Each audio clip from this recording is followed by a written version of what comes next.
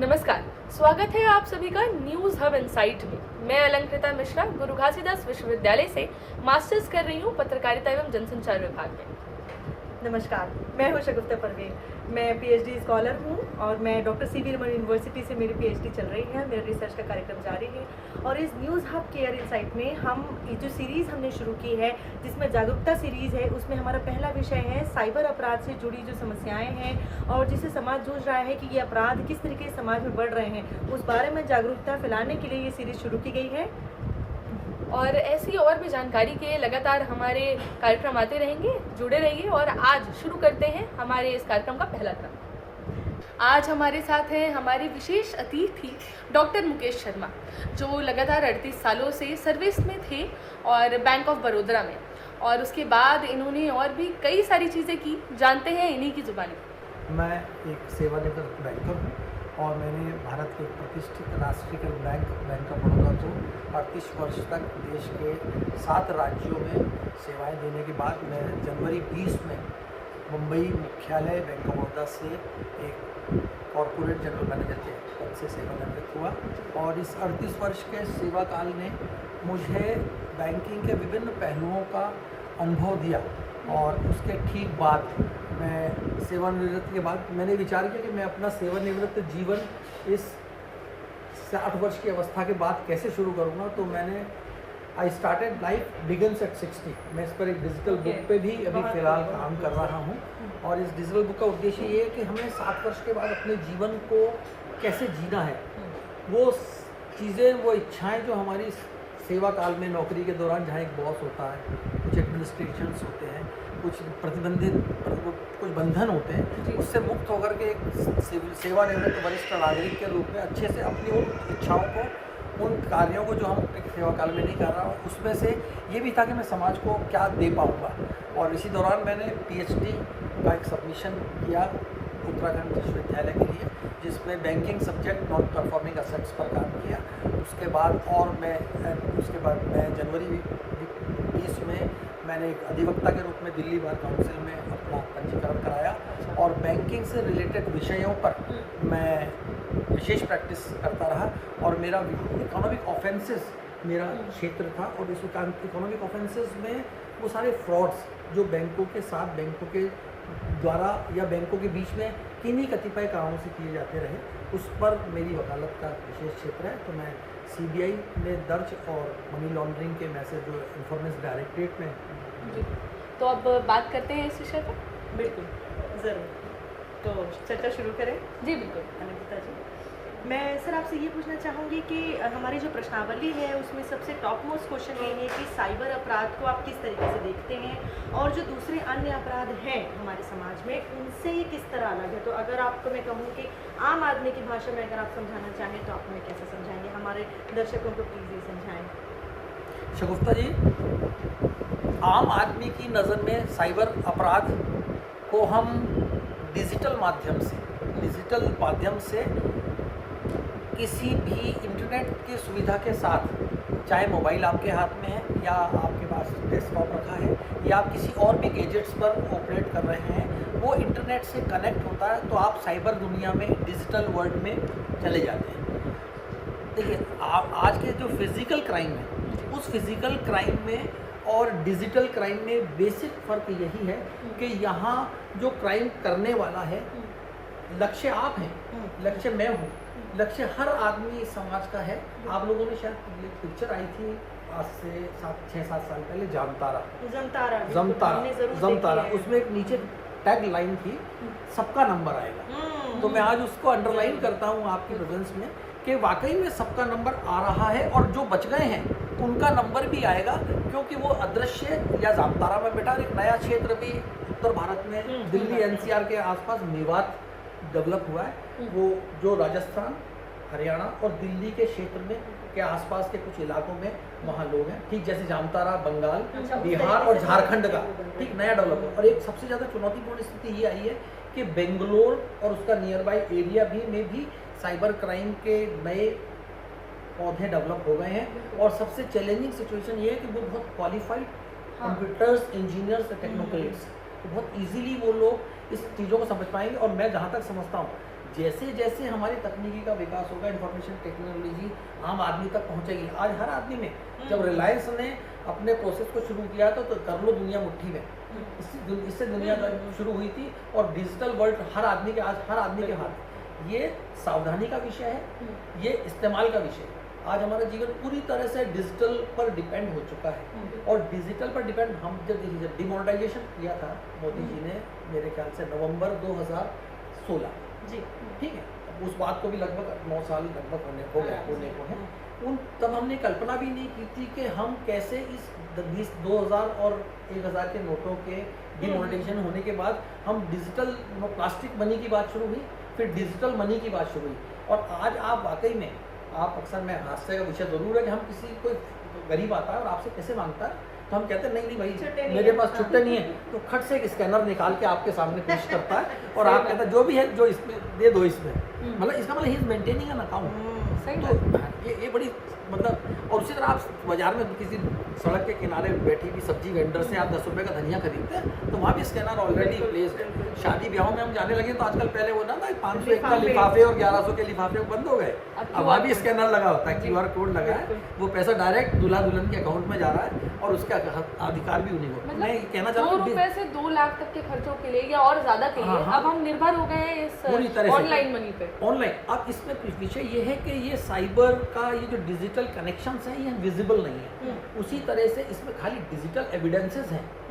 Digital आप किसी transaction log, simple accounting process कहता है एक अकाउंट कहीं से डेबिट होता है तो वो अकाउंट कहीं क्रेडिट हो रहा है, या कहीं जो क्रेडिट हुआ जरूर कहीं से डेबिट होके आया है। ये इसका रूट कॉज है। और जो मैं अक्सर इस बार जो सेशंस लेता हूँ, मोस्टली मेरा समाज के उस पक्ष से जुड़ा हुआ अभियान है, उस अभियान में मैं एक सबसे पहला ये कहता हूँ कि साइबर क्रिमिनल आपके पहले आपके दिमाग को हैक करता है, फिर आपके डिवाइस को हैक करता है। आपके दिमाग को पहले वो हैक करता है और फिर आपके डिवाइस पर आता है। और इसके पीछे 3 बुनियादी बातें जो ज़िंदगी के 65 वर्ष के अनुभव के हिसाब से एक बैंकर होने के नाते और उसके बाद एक विधिक लॉ के क्षेत्र में सेवाएं देने के नाते मैं समझ पाता हूँ जो बुनियादी चीज़ है वो है लालच, सेकंड है डर, और तीसरी सबसे इम्पॉर्टेंट जो आज की तारीख में है कि हमारे देश की आधी से ज़्यादा आबादी इस टेक्निकल सिस्टम को समझती ही नहीं है। और जो समझती है वो इतनी कोताही में है, इतनी जल्दबाजी में है और लालच से सरोबार है और डर उन पर हावी है। बस ये बेसिक 2 चीज़ें हैं। और इस सब्जेक्ट की अज्ञानता आम आदमी को इसमें ढकेलती है और बहुत स्मार्टली वो पहले आपके दिमाग को हैक करते हैं, फिर आप पर, फिर आपके उस पर जाते हैं। तो ये जो साइबर क्राइम हम देखते हैं, अगर हम इसकी बात करते हैं 2016 में, 17 में, 18 में, तो ये बहुत शुरुआती फेज़ में था, उस वक्त नई चीज़ थी। लेकिन अभी हम यहाँ पहुँच चुके हैं जहाँ पे साइबर क्राइम के बारे में लोगों को पता है, पर साइबर क्राइम करने का तरीका, ये ठगी का जो तरीका है, ये बढ़ते जा रहा है। तो पहले में, अभी में और आगे इसको हम कैसे देख रहे हैं, इसके बारे में थोड़ा बताइए। देखिए, मैं आपसे कह रहा हूँ, बेसिकली हमारे देश में 1990-92 वित्त मंत्री थे मनमोहन सिंह जी। उस दौरान में हमारा देश प्राइवेटाइजेशन, ग्लोबलाइजेशन पर की तरफ बढ़ा और देश की उन्नति के साथ साथ कंप्यूटर सिस्टम देश में इंडक्ट होने लगा। और हर प्लेसेस में, हर चीज़ में, चाहे वो इंडस्ट्री हो, चाहे वो एंटरप्रेन्योरशिप हो, चाहे वो कॉमर्स हो, इवन एग्रीकल्चर, जो जिसको हम पिछड़ा हुआ क्षेत्र कहा करते थे, वो हर क्षेत्र में कंप्यूटर ने अपनी एक जगह बनाई। इस डिजिटाइजेशन से जैसे जैसे इंफॉर्मेशन टेक्नोलॉजी, कंप्यूटर साइंस की बढ़ोतरी हुई, विज्ञान आगे आया, इंफ्रास्ट्रक्चर बढ़ा और लोगों में इसको लेकर के अवेयर, लेकिन जिस स्तर पर इसका इस्तेमाल बढ़ा उस स्तर पर इसकी सजगता नहीं हुई, जागरूकता की कमी रही है। आप जो ये प्रयास कर रहे हैं न्यूज़ हब इनसाइट खंडेलवाल जी के नेतृत्व में, वाकई में ये तारीफ काबिल है। और ये जब शुरुआती दिनों में, और अभी देखिए आप, जब भी कोविड का एक सेशन था, कोविड के सेशंस में एम्प्लॉयमेंट स्ट्रेच हुए और लोगों के पास अब कमाने का एक शॉर्टकट तरीका, ये चाहे वो जामतारा हो, चाहे वो मेवात हो, चाहे आज की तारीख में एक नया डेवलप इंफॉर्मेशन टेक्नोलॉजी का बहुत equipped centre Bangalore near by हो, ये सारी की सारी चीज़ें समय के साथ बढ़ी हैं। और पहले cyber crime simple normal hacking से रिलेटेड हुआ करता था, अब वो साइबर क्राइम बहुत high profile cyber security breaches के रूप में आ गया है। आप फैक्ट सेट उसकी डीप फैक्ट्स की बात भी करते हैं, क्लोनिंग होने लगी है, फिशिंग होने लगी है, हैकिंग बड़ा कॉमन हो गया है आज की तारीख में। This is AI something- और एआई के बाद तो और चैलेंजिंग सिचुएशंस आपके सामने आई। एजुकेटेड लोग भी इसमें इन्वॉल्व हो रहे हैं। बिल्कुल सर मुझे ऐसा लगता है कि पहले ये समस्याएं हम तब कहते थे कि जो लोग रिटायर हो गए हैं या 60 के बाद जिनके पास अब जमा पूंजी जो उनकी है, चाहे वो रिटायरमेंट के पैसे हों या कुछ भी उनकी जमा पूंजी जो उनके जीवन भर की जमा पूंजी है, वो लोग थक जाते थे और वो समझ नहीं पाते थे कि कोई नंबर दबाना है। लेकिन मुझे लगता है कि आज के समय में तो इस बात का तो उम्र का तो कोई बंधन रह ही नहीं गया है। बिल्कुल। मुझे लगता है कि अब वो बात जो है इस तरीके से नहीं रह गई है कि सिर्फ तकनीकी कारणों की वजह से जो बुजुर्ग है वो नहीं समझ पा रहे हैं, जो यंगस्टर हैं वो भी वो लोग भी इस जाल में फंस जाते हैं। एक चीज़ और है बेसिक, एक तो सबसे बड़ी बात यह है कि वो इतने इंटेलिजेंट हैं कि वो उसी पॉकेट में पर्स निकालने की कोशिश करते हाँ, हैं जिसमें 2 पैसे हैं, बिल्कुल जी। है ना। 2 पैसे जिसके पास है उसी को वो चेज करेंगे, उसी को वो टारगेट करेंगे। सीनियर सिटीजन्स एक आज जैसा आपने कहा, वाकई में सीनियर सिटीजन्स की 60 के बाद मेंटल फैकल्टीज वीक होती है। दूसरा वो इस टेक्नोलॉजी को उतना ज़्यादा इक्विप नहीं होता है और लोगों को ट्रस्ट भी करने लगता है। तीसरी चीज़ ये है कि दूसरा टेक्निकल सपोर्ट सिस्टम्स का हम जैसे ही किसी की मदद लेते हैं, जैसे कि मेरे पास डेल का कंप्यूटर है और मुझे इसमें कोई टेक्निकल इशू हुआ है तो मैं डेल की हेल्पलाइन के लिए टेक की हेल्पलाइन के लिए मुझे ओरिजिनल साइट पर जाना है, ओरिजिनल साइट पर जाना चाहिए और वहाँ से आज की तारीख में आपके गूगल हैं, आपकी फेसबुक से ही जितने भी बड़े बड़े सेटअप्स हैं, ये सब एक कॉमर्शियल ऑर्गेनाइजेशन है। वो साइबर क्रिमिनल्स इन पर अपनी स्पेस बनाते हैं और अपने सर्विस और हेल्पलाइंस की डिटेल्स उस पर पुटअप करते हैं और आम आदमी उससे लेकर के उनसे कनेक्ट हो जाता है और जैसे ही उनसे कनेक्ट होता है their business starts with that particular moment. तो ये सारी की सारी चीज़ें हैं जिस पे ये मतलब चिंता का विषय है। और लक्ष्य देखिए, महिलाएं भी मैं कह रहा हूँ आप लोगों की मौजूदगी में, महिलाएं बाय नेचर विश्वास करती हैं, बिल्कुल एक सोशल ट्रस्ट है, उस ट्रस्ट का भी मिसयूज़ करते हैं। मैं तुम्हारे पति ने मुझे आपके खाते में 10 रुपये 1000 रुपये डालने के कहते और मैं गलती से 10,000 डाल गया एक जीरो से, तो बहन जी मुझे 9,000 रुपये कृपया इस नंबर पे वापस कर दीजिए। कुछ बहनें वाकई में with apology to the 50% power of the community और द समाज कि वो वाकई में 9,000 रुपये डेबिट कर देती हैं। ऐसा क्यों है? सर ऐसा हम जैसे पहले देखते थे कि पहले घरों में सोना धोने के लिए लोग आते थे और वो सोने की चोरी करके ले जाते थे महिलाएं ट्रस्ट करके। हाँ, तो हाँ। ये आज की समस्या नहीं है, ये पहले की है जो बहुत काफी प्राचीन काल से चली आ रही है कि हम विश्वास करते हैं, पर आज इसका स्वरूप बदल गया है, आज स्टाइल ये बदल आगे गया, हाँ नहीं- तरीका बदल गया अच्छा, है। यहाँ एक बात और आती है कि जैसे हमने एज की बात कर ली, हमने समाज के एक वर्ग महिलाओं की बात कर ली, वैसे ही एक और वर्गता है समाज में शिक्षित और अशिक्षित लोगों की। हाँ तो माना जाता है कि अशिक्षित लोगों को ठगना ज़्यादा आसान है, लेकिन साइबर क्राइम ने ये दिखाया है कि जो शिक्षित लोग हैं वो भी बड़े आसानी से ठगे जा रहे हैं।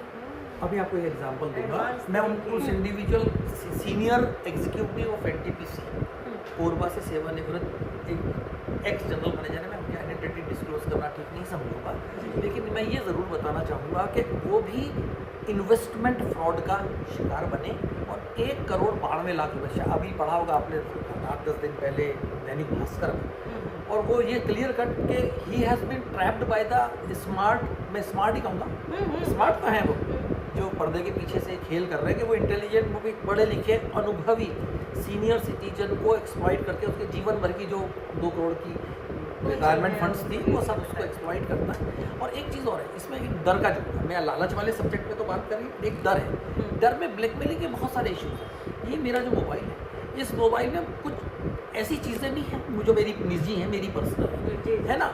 If they hack my mobile, if they hack my WhatsApp, if they hack my Facebook, they hack my Insta, तो ये सारे सोशल मीडिया से वो मेरी पर्सनल इन्फॉर्मेशन हैक करते हैं और उसमें से कुछ ऐसी चीज़ें निकालते हैं, या तो वो मुझे विश्वास में लेते हैं उसके थ्रू, और या विश्वास में नहीं लेते हैं तो उसमें कुछ पर्सनल निकाल के मुझे डराते हैं और उस पूरे प्रोसेस में मैं ब्लैकमेल होता हूँ और मैं अपनी मेहनत की कमाई उसको बहुत ग्रेजुअली उसको देता हूँ। तो ये जो टारगेट ऑडियंस है इसका, डरे हुए लोग हैं, सीनियर सिटीजन है जिसकी जेब में 2 पैसे हैं वो हैं, महिलाएं हैं, और इसमें एज का कोई क्राइटेरिया नहीं है। तो दिस इज़ ओवरऑल, तो ये एक बड़ा संवेदनशील सब्जेक्ट हो गया है समाज के लिए। तो सर जैसे कि कहा जाता है कि इलाज जो रोकथाम है हमेशा वो इलाज से बेहतर होता है, तो इस मामले में अगर मैं आपसे ये पूछना चाहूँ कि अगर डिजिटल कोई अपराध हो जाते हैं तो कौन से साक्ष्य हैं, किस तरीके के एविडेंसेस हैं जो हमको सबसे पहले एक पर्सन को क्या कदम उठाने चाहिए, और उसके अलावा कौन से साक्ष्य हैं जो वो प्रस्तुत करे तो उसके तरीके से उसको कुछ राहत मिल सकती है, क्योंकि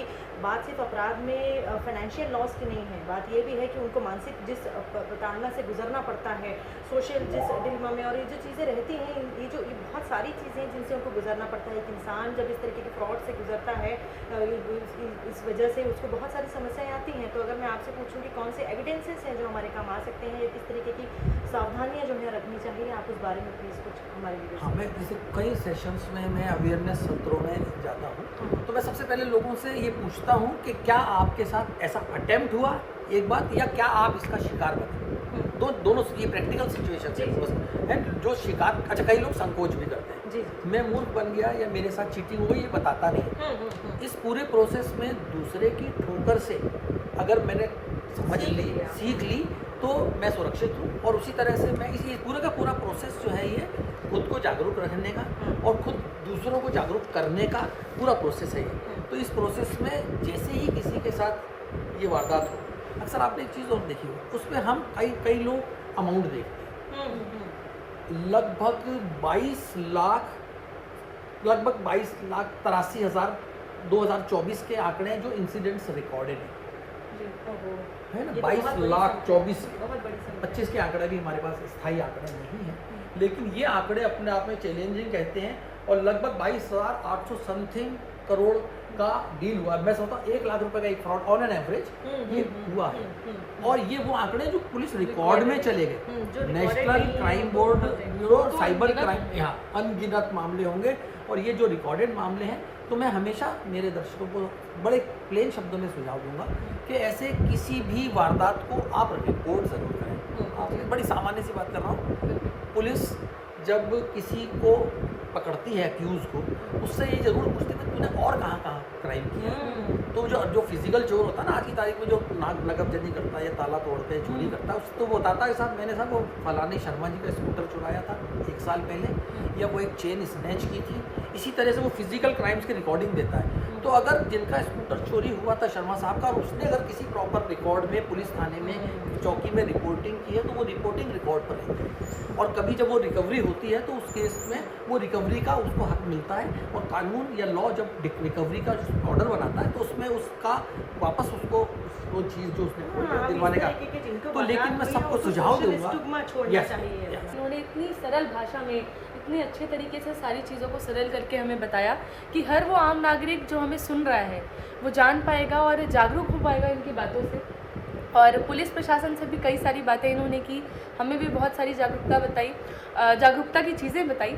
और आज इस माध्यम से हमारी सारे व्यूवर्स से मैं ये रिक्वेस्ट करूँगी कि किसी भी प्रकार का लालच या किसी भी प्रकार का डर जो है वो उसको त्यागें, क्योंकि कामयाबी का या पैसे कमाने का कोई भी शॉर्टकट नहीं होता। क्यों शगुफ्ता जी? बिल्कुल सही। लंबे रास्ते से गुजरना ही है, there is no shortcut of और सक्सेस। ये जो पैसे कमाने के अलावा एक बात और भी है कि आज की डेट में पैसा कमाना से ज़्यादा चुनौतीपूर्ण पैसे बचाना भी हो गया है। अपने पैसों को सेफ रखना एक बहुत बड़ी चुनौतीपूर्ण समस्या हो गई है। तो इस डिजिटल दुनिया में जो अपराध हो रहे हैं उसके प्रति हमारे व्यूवर्स को सजग करने के लिए मैं डॉक्टर मुकेश शर्मा का बहुत धन्यवाद देना चाहूँगी और बहुत बहुत आभार। और अगर आप इस प्रकार की किसी भी समस्या से जुड़े कोई और सवाल जानना चाहते हैं या आपके पास कोई ऐसी क्वेरी है, तो आप उनसे कॉन्टैक्ट कर सकते हैं। बहुत शुक्रिया। धन्यवाद। नंबर आप स्क्रीन में देख पाएंगे। और किसी भी तरह की कोई भी चीज़ आपको जाननी है तो आप बिल्कुल कांटेक्ट कीजिए, सजग रहिए और जागरूक रहिए।